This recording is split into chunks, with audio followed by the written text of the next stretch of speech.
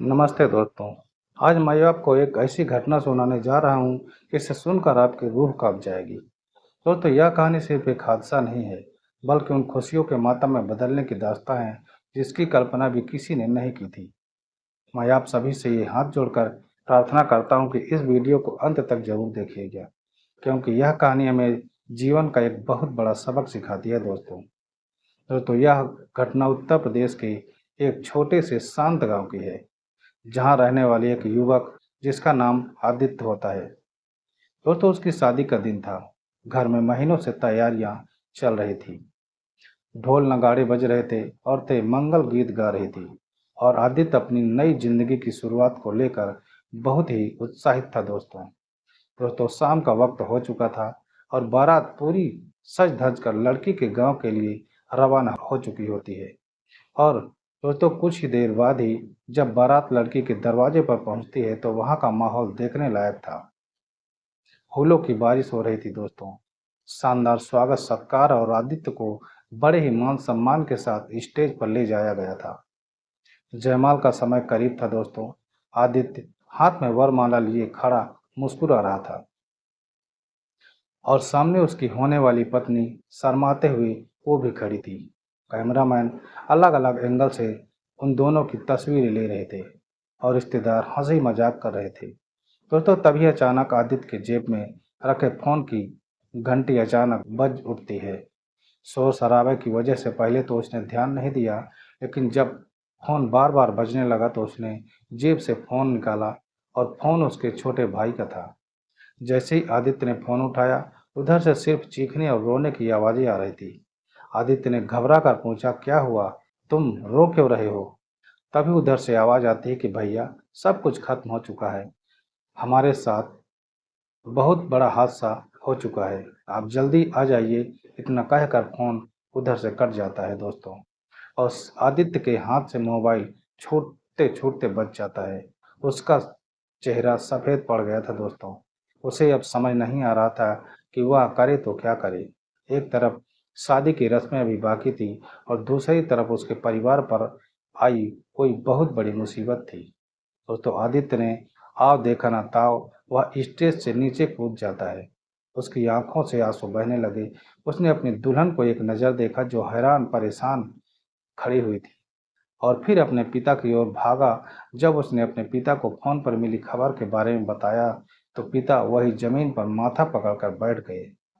दोस्तों, धीरे धीरे यह खबर पूरी बारात में फैल जाती है। देखते ही देखते जो बारात नाचते गाते आई थी, वहां एकदम सन्नाटा पसर जाता है। दोस्तों, लोग खाना छोड़कर उठने लगते हैं। उस बारात में आए करीब 90% लोग शादी का मंडप छोड़कर तुरंत वापस गांव की ओर भागने लगते हैं। लड़की वाले ये देखकर हक्के बक्के हो जाते हैं। उन्होंने जब हादसे की गहराई को जाना तो उनके भी दोस्तों होश उड़ जाते हैं।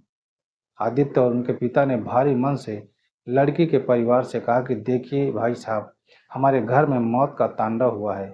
हम बारात वापस ले जा रहे हैं, लेकिन आपकी बेटी का अपमान ना हो, इसलिए हम बस सिंदूर दान की रस्म अभी कर लेते हैं। हम दुल्हन को आज विदा नहीं कर पाएंगे। दोस्तों, लड़की के माता पिता ने भी इंसानियत दिखाई और इस दुख की घड़ी में उनका साथ दिया। रात के अंधेरे में रोते बिलखते हुए आदित्य ने फेरे किसी तरह से लिए और भोर के 3 बजे अपनी पत्नी को वहीं छोड़कर अपने घर की ओर प्रस्थान हो जाता है।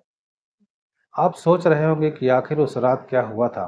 दोस्तों, आदित्य की शादी में शामिल होने के लिए उनके 3 बहुत करीबी दोस्त और कुछ रिश्तेदार एक बड़ी गाड़ी एसयूवी में सवार होकर आ रहे थे। दोस्तों, उस गाड़ी में कुल 9 लोग ठूस ठूस कर बैठे हुए थे। गाड़ी चलाने वाला ड्राइवर नशे में एकदम धुत था।